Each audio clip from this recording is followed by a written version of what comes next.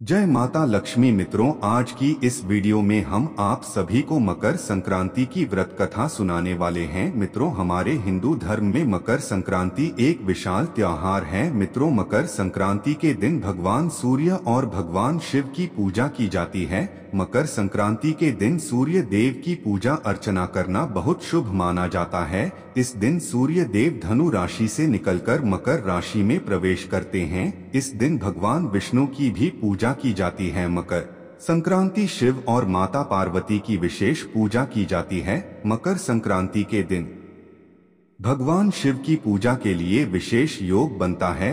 मकर संक्रांति के दिन पूजा करने का तरीका: इस दिन सुबह जल्दी उठकर घर की सफाई करनी चाहिए। इसके बाद गंगाजल मिलाकर पानी से स्नान करना चाहिए। नहाने के बाद तांबे के लोटे में अक्षत, फूल और काला तेल डालकर सूर्य देव को आगे देना चाहिए। इस दौरान सूर्य देव के मित्रों का जाप करना चाहिए। मकर संक्रांति के दिन दान करने का भी विशेष महत्व होता है। चलिए अब हम आप सभी को मकर संक्रांति की एक पवन व्रत कथा सुनाते हैं। मित्रों, इस एक कथा को सुनने मात्र से गरीबी दूर हो जाती है और पति पत्नी के बीच एक दृढ़ संबंध बनता है और लड़ाई झगड़ा नहीं होता। तो मित्रों, अभी तक आप लोगों ने हमारे चैनल को सब्सक्राइब नहीं किया है तो कर लीजिए और कमेंट में जय माता लक्ष्मी जरूर कमेंट कर दीजिए। और साथ ही साथ आज के इस वीडियो में हम लोग यह भी जानेंगे कि 2025 में मकर संक्रांति 14 तारीख को मनाई जाएगी या 15 तारीख को। तो मित्रों, ज्यादा समय न लेते हुए कथा शुरू करते हैं। तो मित्रों, एक बार माता पार्वती प्रभु श्री शंकर जी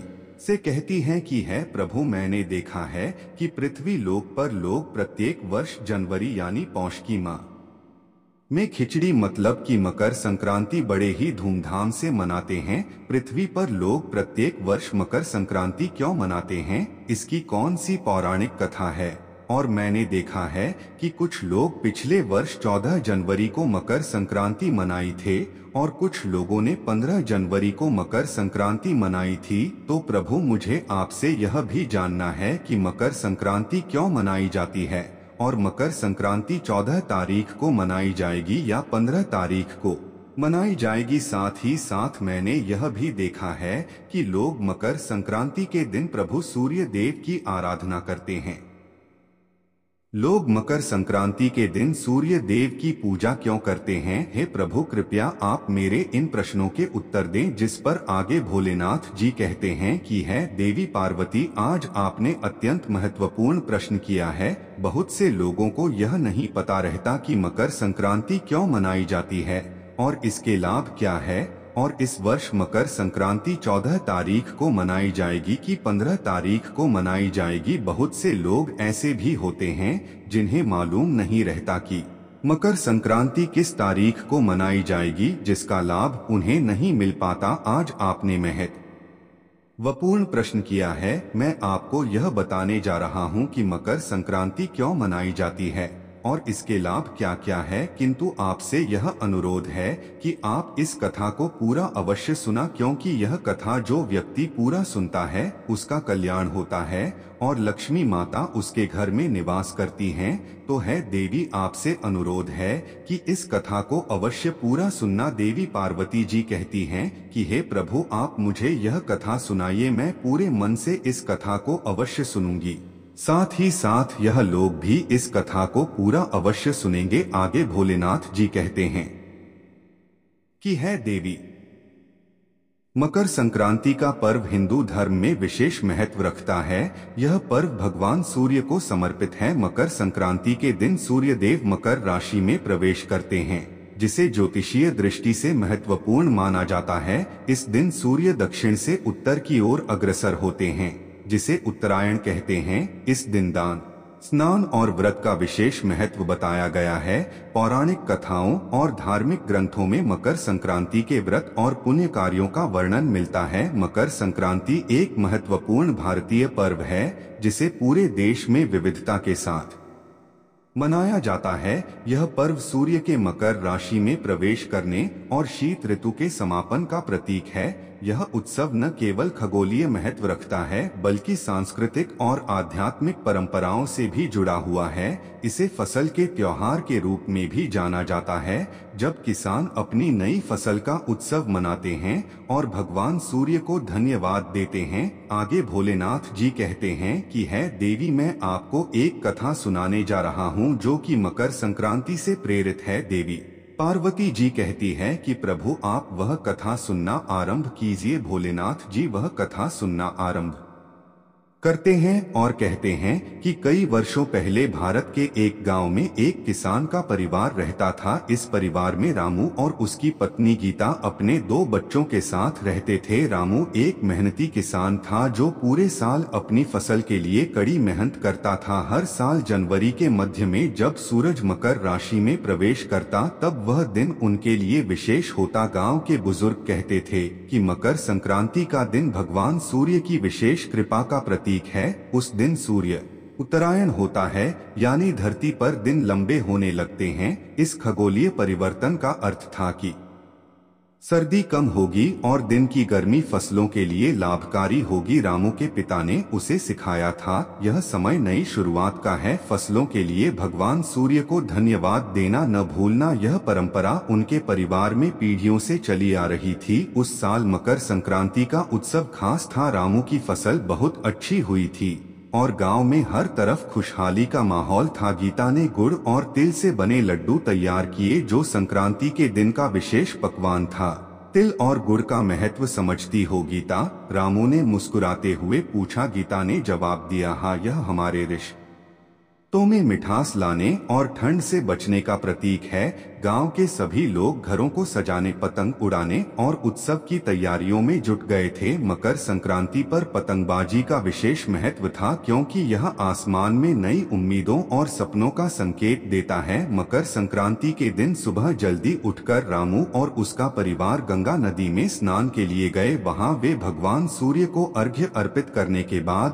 पूजा में शामिल हुए। यह कहा जाता है कि इस दिन गंगा में स्नान करने से सारे पाप धुल जाते हैं और जीवन में सुख शांति आती है। पूजा के बाद रामू ने गांव के मंदिर में अन्न और कपड़ों का दान किया। यह विश्वास था कि इस दिन किया गया दान 100 गुना फल देता है। शाम को गांव के लोग एक जगह इकट्ठा हुए। हर घर से तिलगुड़ के लड्डू और पारंपरिक व्यंजन लाए गए। सभी ने मिलकर खाना खाया और एक दूसरे को शुभकामनाएं दी। यह त्योहार हमें एकता का पाठ पढ़ाता है। गांव के मुखिया ने कहा, हम सभी को अपने मतभेद भुलाकर एक दूसरे की मदद करनी चाहिए। गांव के बच्चों ने पतंग उड़ाई और पूरा आसमान रंग बिरंगा हो गया। यह दृश्य उत्सव का चरम था। आगे महादेव जी कहते हैं कि है देवी पार्वती, मकर संक्रांति का संदेश यह है कि मकर संक्रांति न केवल खगोलीय घटना है बल्कि यह धर्म, विज्ञान और प्रकृति के अद्भुत समन्वय का प्रतीक है। यह त्योहार हमें सिखाता है कि नई ऊर्जा के साथ जीवन में आगे बढ़े, अपनी मेहनत और ईमानदारी से सफलता हासिल करें और जरूरतमंदों की मदद करें। रामू और उसके परिवार के लिए यह दिन न केवल खुशियों से भरा था बल्कि उनके विश्वास और आस्था को भी मजबूत करता था। उन्होंने प्रण लिया कि वे हर साल इस पर्व को और उत्साह से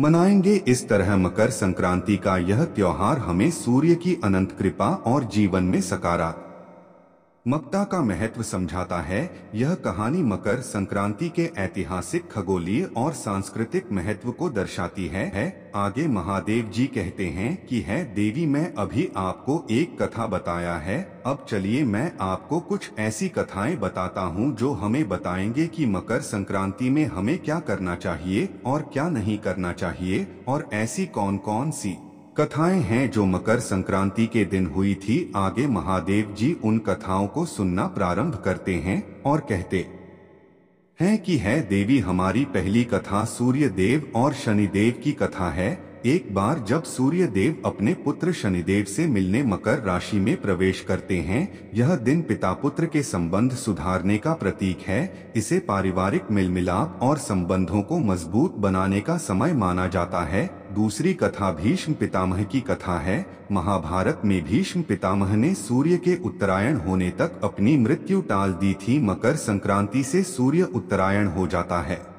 जिसे आत्मा की मुक्ति और स्वर्ग की प्राप्ति के लिए सबसे शुभ समय माना जाता है।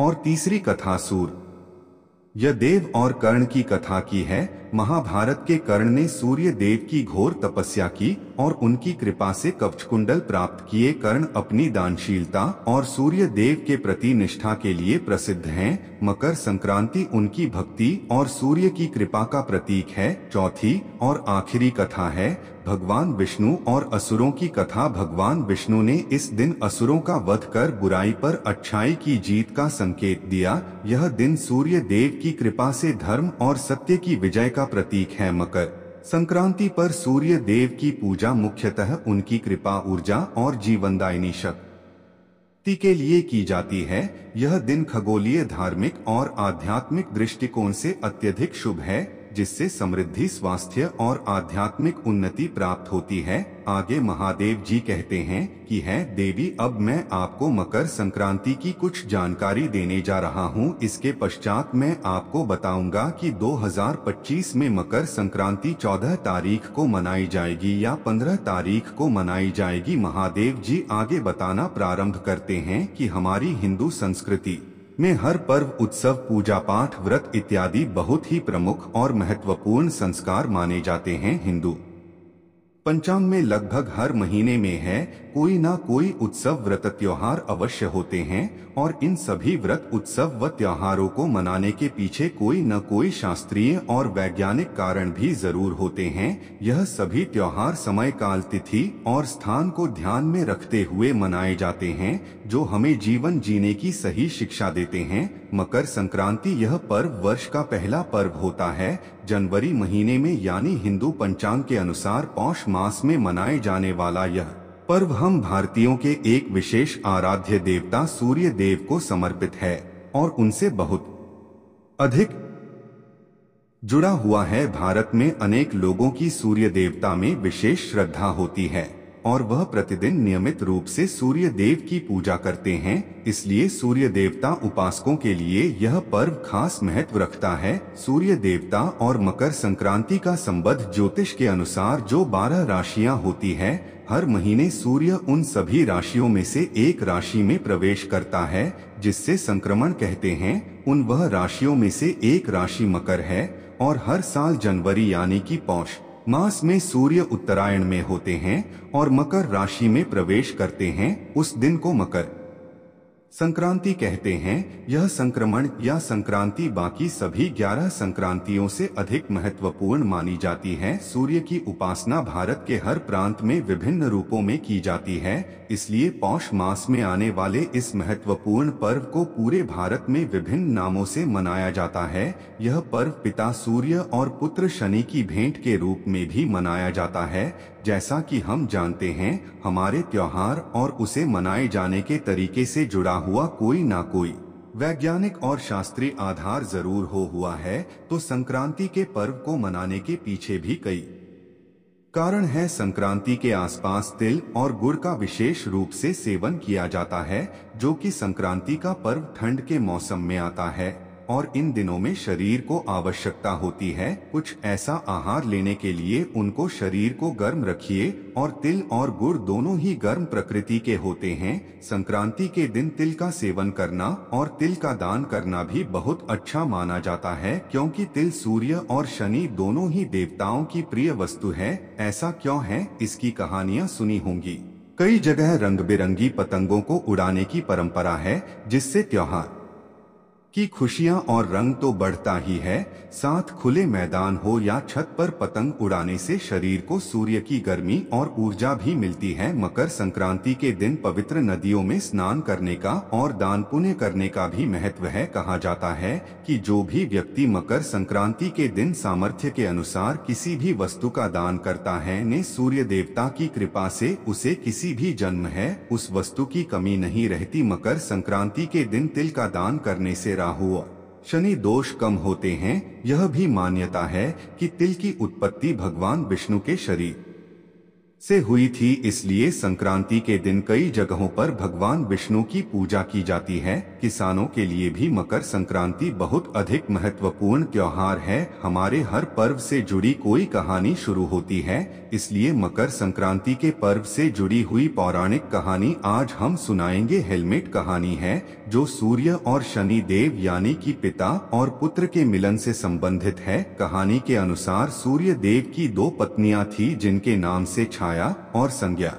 शनिदेव छाया के पुत्र थे और संज्ञा के पुत्र यमराज थे। एक बार शनिदेव सूर्य देवता से इस बात पर क्रोधित हो गए हैं कि उन्हें यमराज में भेदभाव करते हैं और क्रोधवश अपने माता छाया को लेकर सूर्य देव का घर छोड़कर निकल गए। में जाते जाते छाया नहीं सूर्य देव श्राप दिया कि उन्हें कुछ तो रोग हो जाए और दुर्भाग्यवश उनका श्राप सिद्ध भी हो गया, जिसके कारण सूर्य देव था कुष्ठ रोग से ग्रस्त हो गए। रोग के कारण वह बहुत दुखी और परेशान थी। उनकी व्यथा उनके पुत्र यमराज से देखी नहीं गई और उसने अपने पिता को इस रोग से मुक्ति दिलाने के लिए कठिन तपस्या की।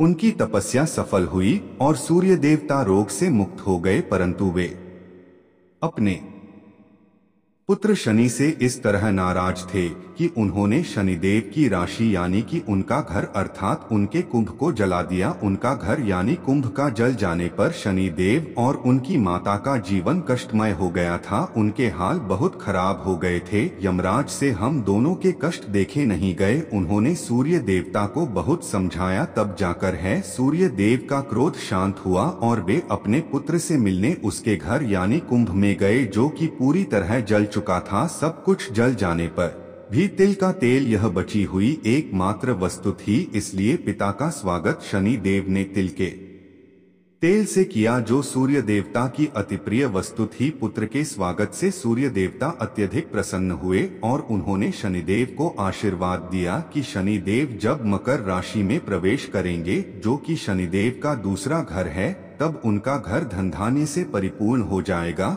और उनके घर में सुख समृद्धि आएगी। और ऐसा ही हुआ भी। तिल के तेल के कारण सूर्य देवता प्रसन्न हो गए और सब कुछ ठीक हो गया। इसलिए उस दिन से ही तिल शनि देव को भी फ्री है। यह दिन संक्रांति का ही दिन था, इसलिए शनि देओल की घोषणा की। संक्रांति के दिन जो भी सूर्य देवता की पूजा करेगा और तिल का सेवन तथा दान करेगा, उस व्यक्ति को शनि के कष्टों से मुक्ति मिलेगी। आगे देवी पार्वती जी महादेव जी से कहते हैं कि हे प्रभु, मैं यह भी देखा है कि पृथ्वी लोक पर प्रत्येक वर्ष मकर संक्रांति के दिन लोग पतंग उड़ाते हैं। हे प्रभु, क्या आप मुझे यह बता सकते हैं कि लोग मकर संक्रांति के दिन पतंग क्यों उड़ाते हैं?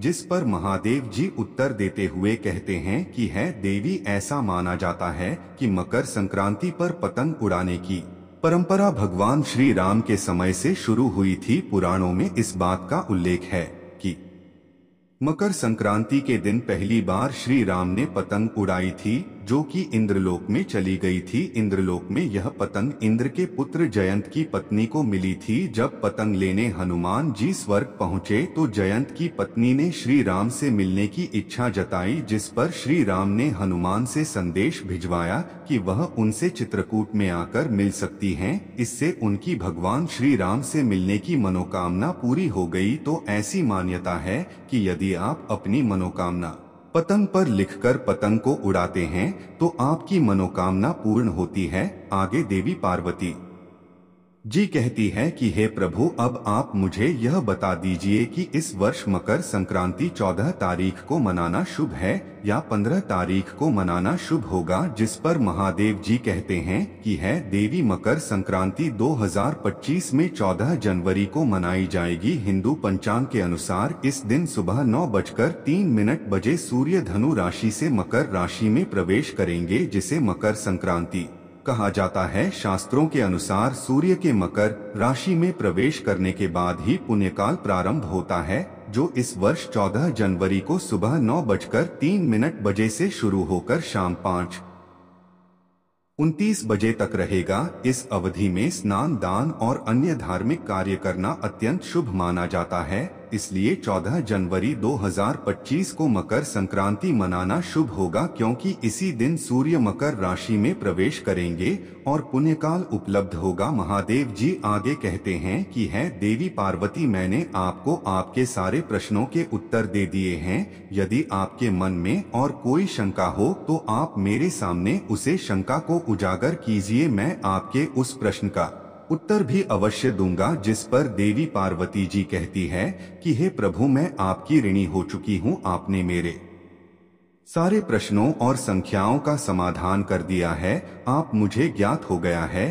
कि मकर संक्रांति क्यों मनाई जाती है और मकर संक्रांति में सूर्य देव की पूजा क्यों की जाती है। साथ ही साथ मुझे यह भी ज्ञात हो गया है कि इस वर्ष मकर संक्रांति 14 जनवरी को ही मनाई जाएगी। आगे महादेव जी कहते हैं कि है देवी, आपको यह स्मरण रहे कि जिन लोगों ने भी इस वीडियो को पूरा देखा है वह लोग याद करके गरीबों और दुखियारों की मदद करें, साथ ही साथ बेजुबान जानवरों की भी रक्षा करें। और साथ ही मित्रों, इस त्योहार में आपसी संबंध मजबूत होता है और पति पत्नी के संबंध भी ठीक प्रकार से चलते हैं, परिवार खुशियों से भरा रहता है। तो मित्रों, ये कथा आपको अवश्य पसंद आई होगी। और मित्रों, इस कथा को यहाँ तक देखने के लिए धन्यवाद। मित्रों, कमेंट में जय माता लक्ष्मी जरूर कमेंट कर देना। तो मित्रों, मिलते हैं किसी अन्य कथा के साथ। धन्यवाद।